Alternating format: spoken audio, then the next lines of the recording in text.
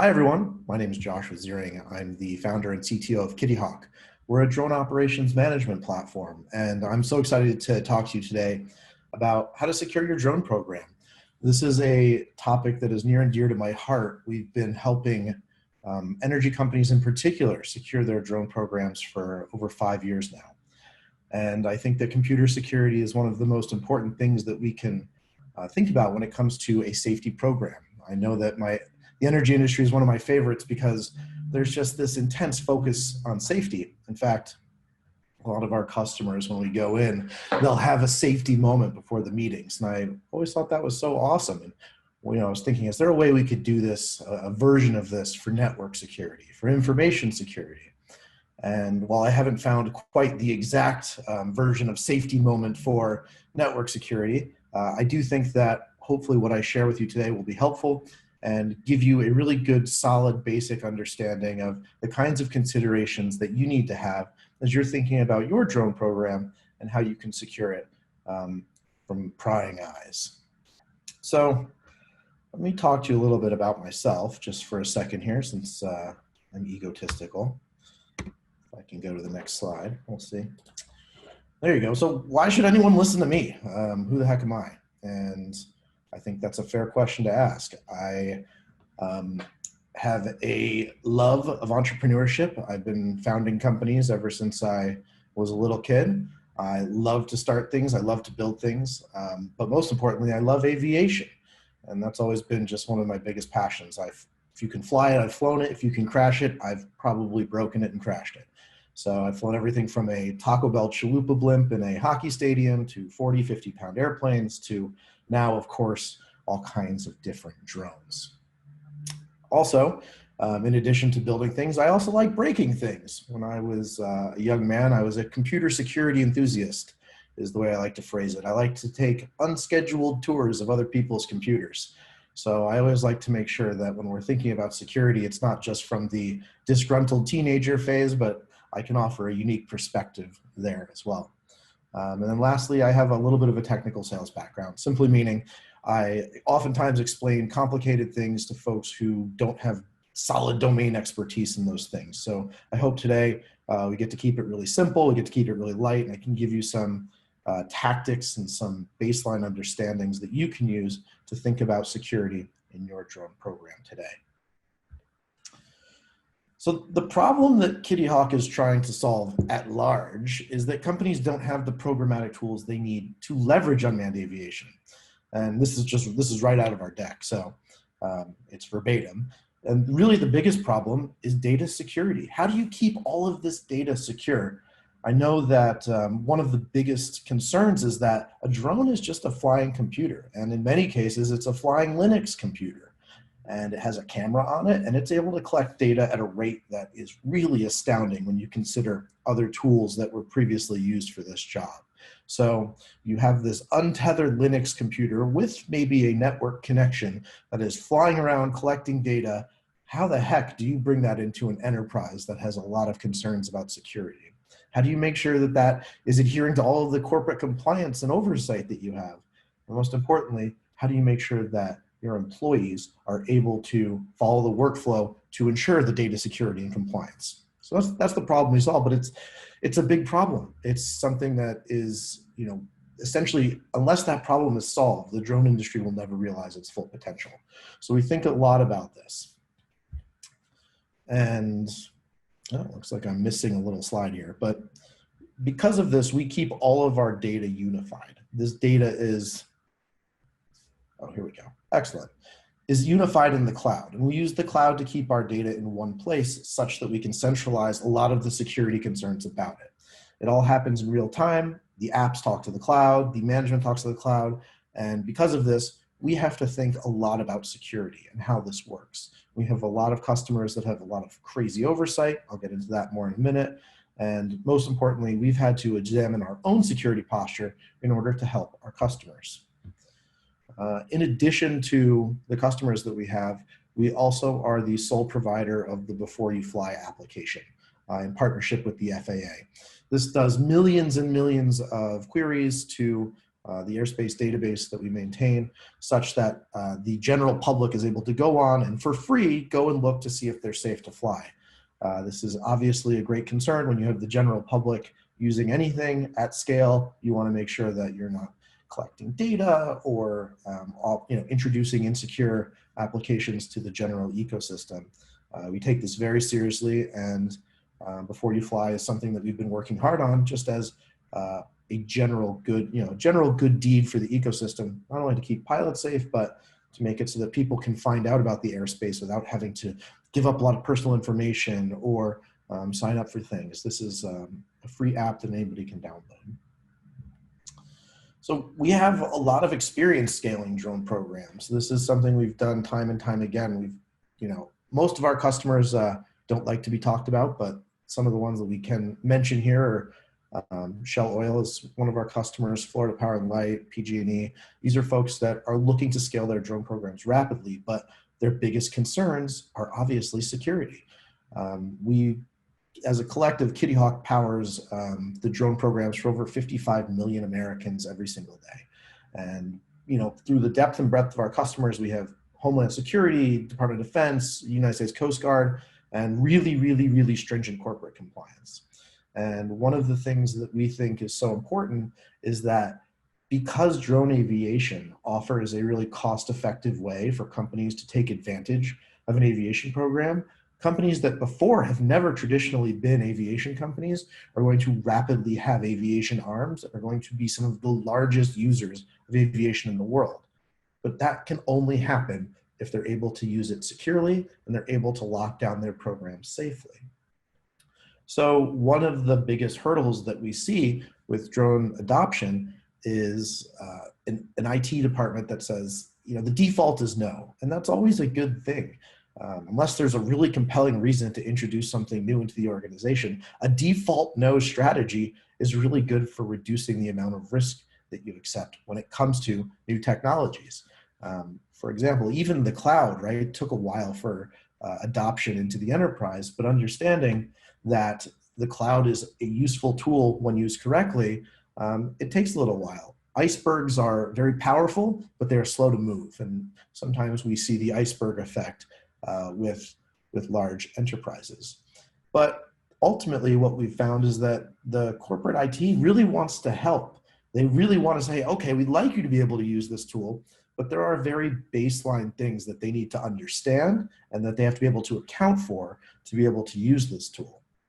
So it's not that they're hindering the process of bringing drones into your organization. They really just want to be able to understand what the system is, how it works, and how they're going to be able to secure it, particularly as they are the ones responsible for it. So when we really, and I kind of mentioned this earlier, when we think about this, security is really just another word for safety, and safety is everything in the energy industry. So safety is safety, whether it's digital or otherwise.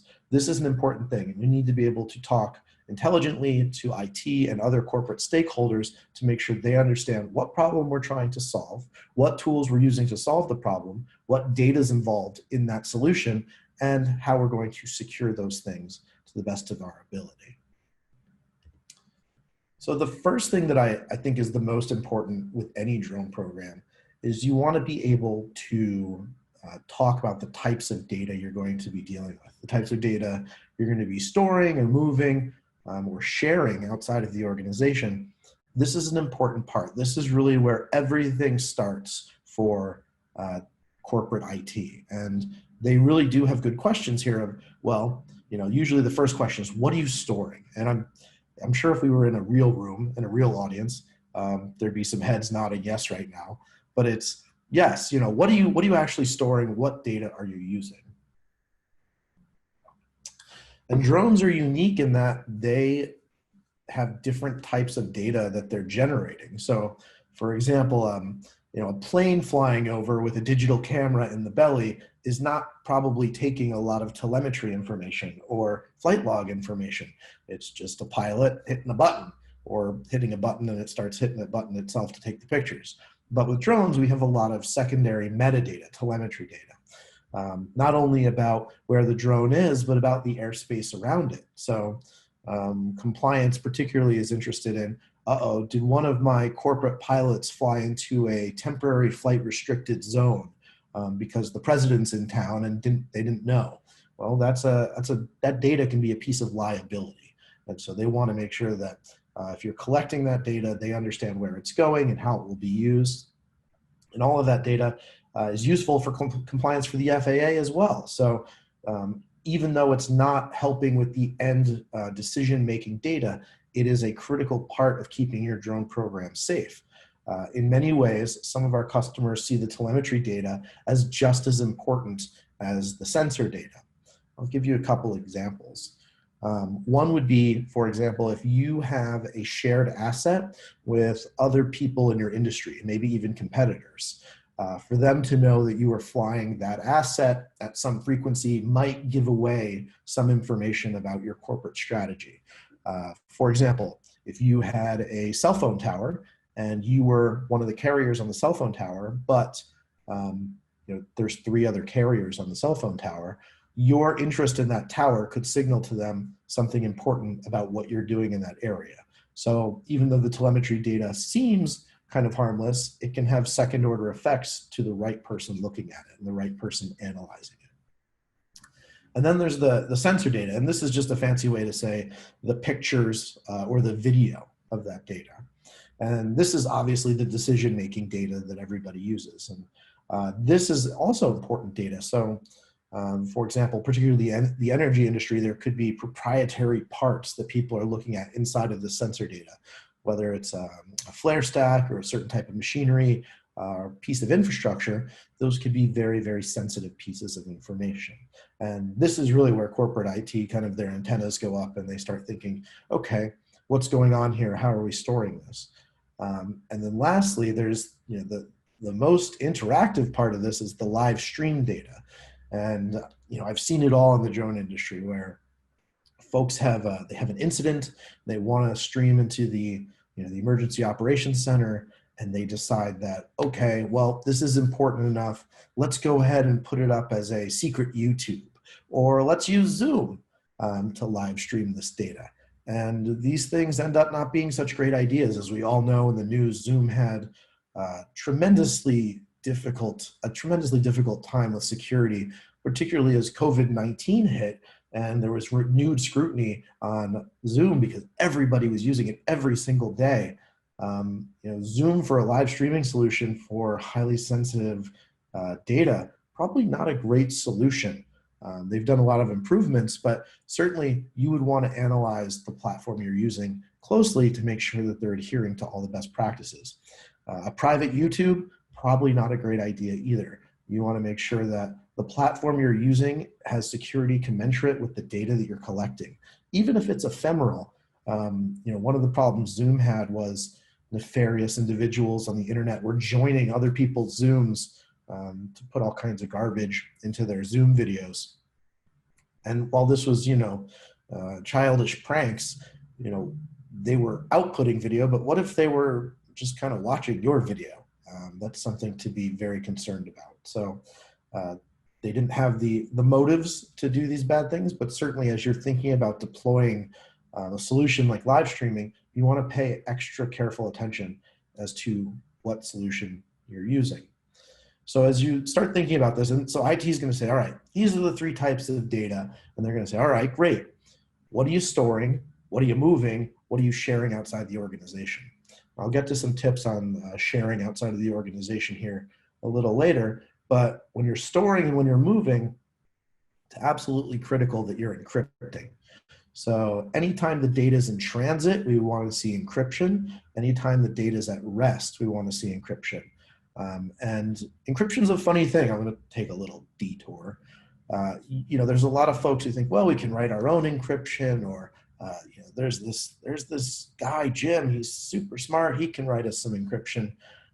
You can't write your own encryption. It has to be vetted. Security is one of those things where you have to have transparency into the process and everyone has to agree that this is good. The more eyes that are on a piece of software or a process, the better that software or process gets. So never ever write your own security. And if possible, you should only be using NSA approved encryption algorithms. The NSA, America's spy agency, goes through great pains to say, okay, this is the type of encryption. They actually validate this type of encryption for use amongst citizens. So this is the kind of encryption that will give you a good level of protection, and it has a lot of oversight and a lot of auditing to make sure that this is a working algorithm. So yes, only NSA approved encryption.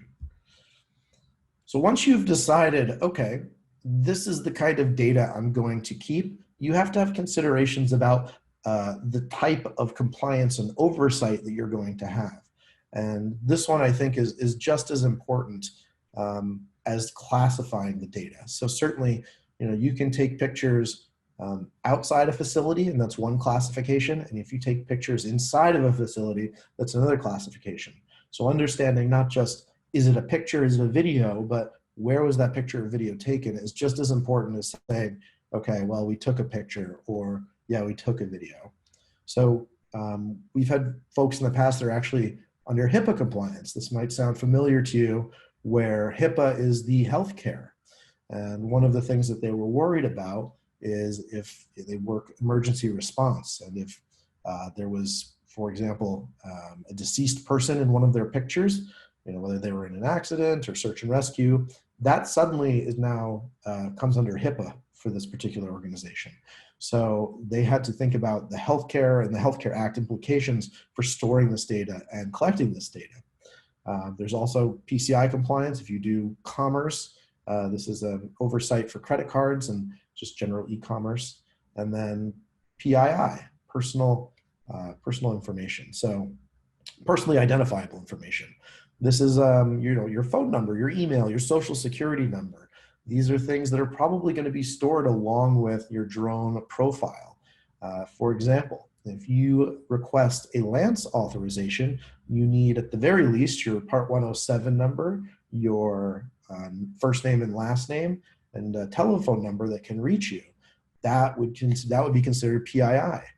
How closely do you want to protect that? Is it important that people are not aware of who your pilots are, or they are aware of who your pilots are?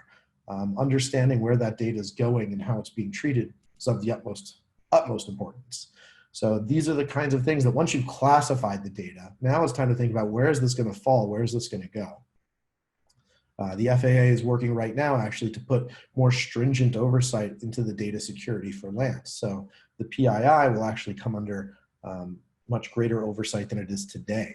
And that's an exciting thing, right? People are starting to think about, all right, this is the data classification we're working with. This is the types of data. Let's make sure that we're thinking about this the right way. And so as you're talking to your corporate IT department, you really want to say, well, how much of this is public and how much of this is private? And then how much of this is very private and how much of this is absolutely confidential to our company? So the telemetry data, while yes, it can be, you could use it for competitive analysis.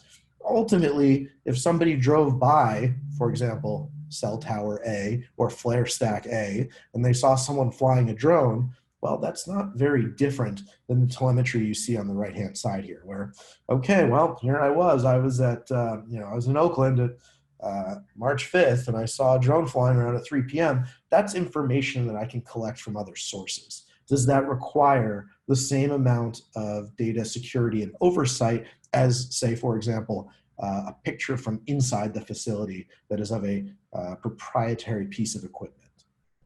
So making I recommend a spreadsheet or a matrix.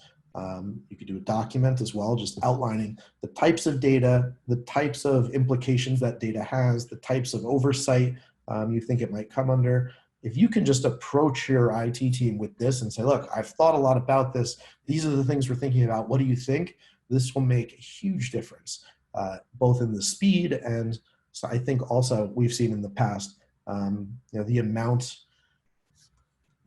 of help you're going to get from them. Because when you show that you're kind of doing the legwork and you understand the problem, it really does make a big difference. Nobody wants to deal with problems at work. It's no fun.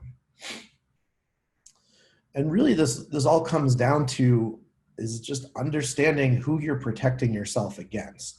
And I've kind of done a mock-up here of the different types of people, particularly energy, that you need to think about who you're going to be protecting against.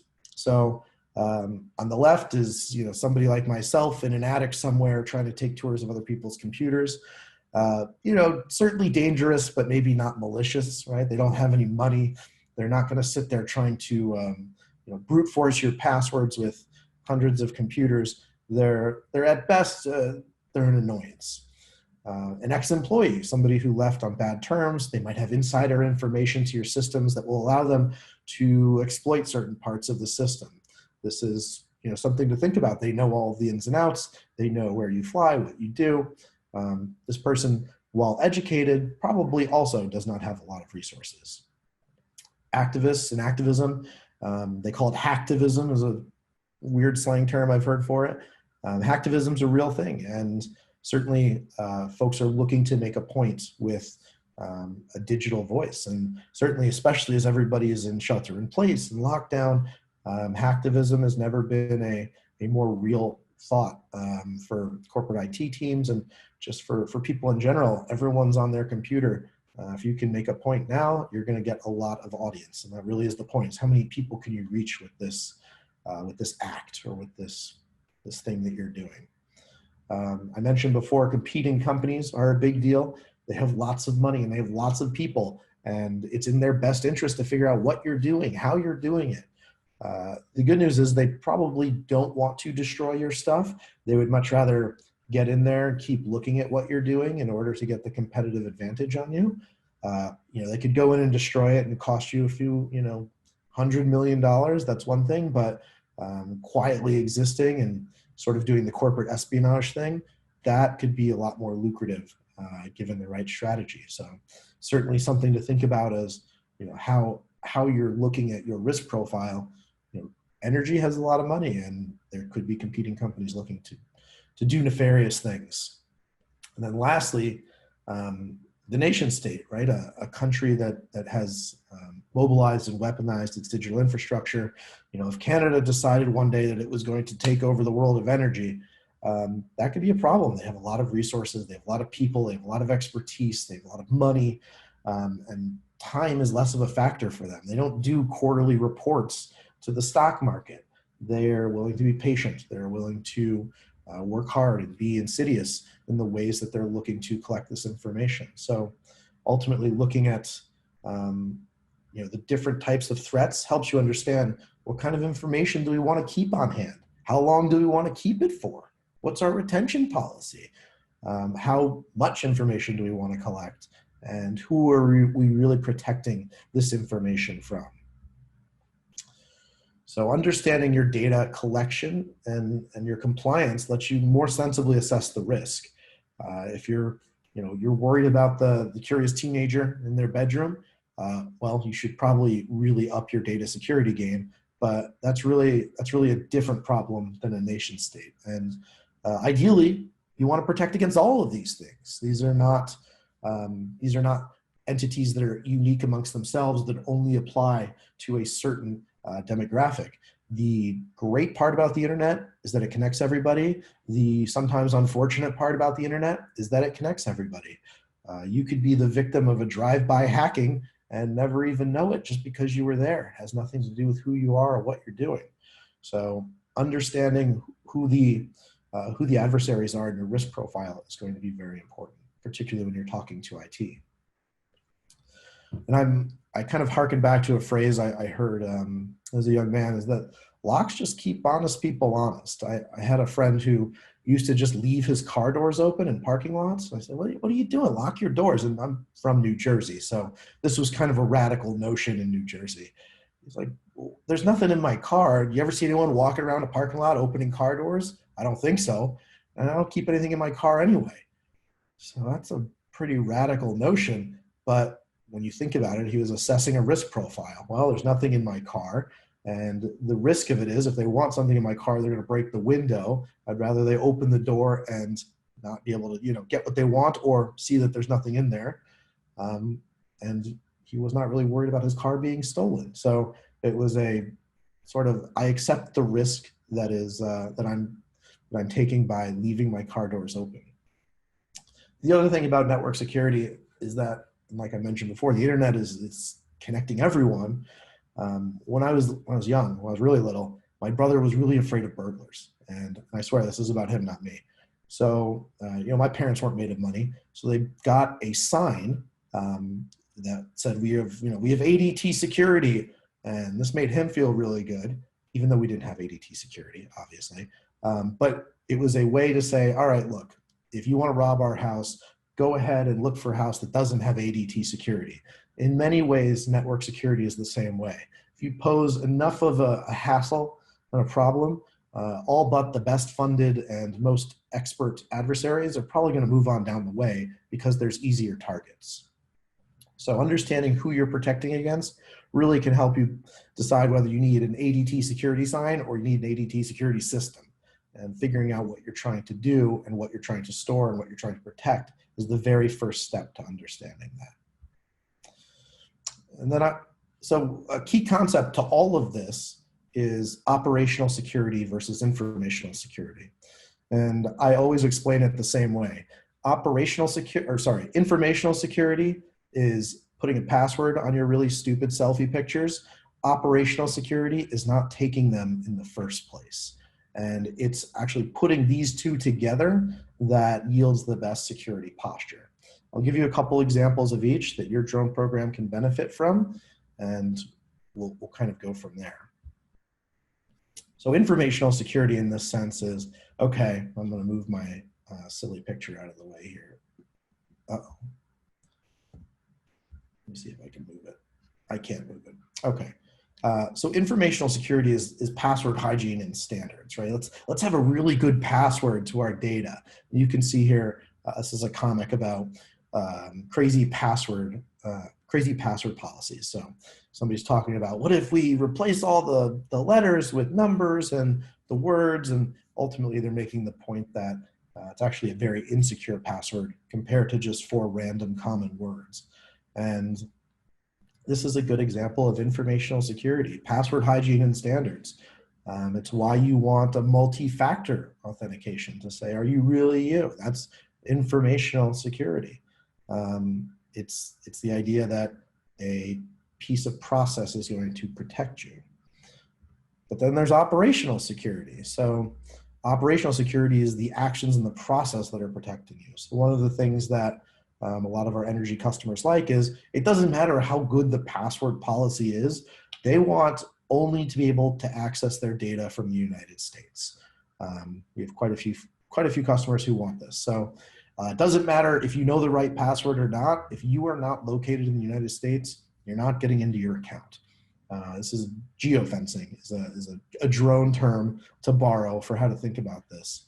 Or they want to have what is essentially caller ID. They want to say, unless I'm calling you from this number, don't pick up the phone. That's IP allow and deny. And then, for example, if you're sharing your data, your pictures, sensor data outside of your organization, those pictures actually inside of them, if you're on a Mac, you can right click on it and go to info, and you'll actually see in your drone pictures the altitude you're at, the latitude, the longitude, a lot of information about the camera. It's called EXIF data. And EXIF data, right, that's just in there. If you sent that picture to somebody, they would know where and when you took the picture, all the details about your camera, so they can know what drone you are using. That's a lot of information leaking out of your organization. So using a tool to wipe out that EXIF data to allow for that picture to go out for analysis to an untrusted third party, that would be a good example of operational security. And really the key concept I'm trying to get at here is that security is not a product, but it's a process. And it's tough. How do you verify the quality of a process? And beyond this, you have to use a confluence of concepts to ultimately have a good security posture. So I want to go over 5 big ones here that I think are very important for anybody running a drone program or looking at drone software. These are important things that will help you understand this is a good organization, or I would rather look at a different organization because of this. The first is penetration testing. There's no better defense against hackers than letting hackers come and hack your stuff. This is something you should be doing at least once a year, and software that you trust for this kind of data should be doing once a year. And essentially what you do is you go out, you put a big pile of cash on the table and you say, all right, come hack our stuff. If you hack it to this degree, we'll give you this much money. If you hack it to this degree, we'll give you this much money. This is a really good way to get actual talent, security researcher talent out there. They find holes that are really amazing. And if you do this for a living, you typically are extremely excellent at it. You're able to find things that may not seem like they go together, but for example, 1-2 combos, one punch leads to another punch and suddenly you're knocked out, but either, one punch alone would not knock you out. This is the kind of benefit you get from a good penetration testing regimen.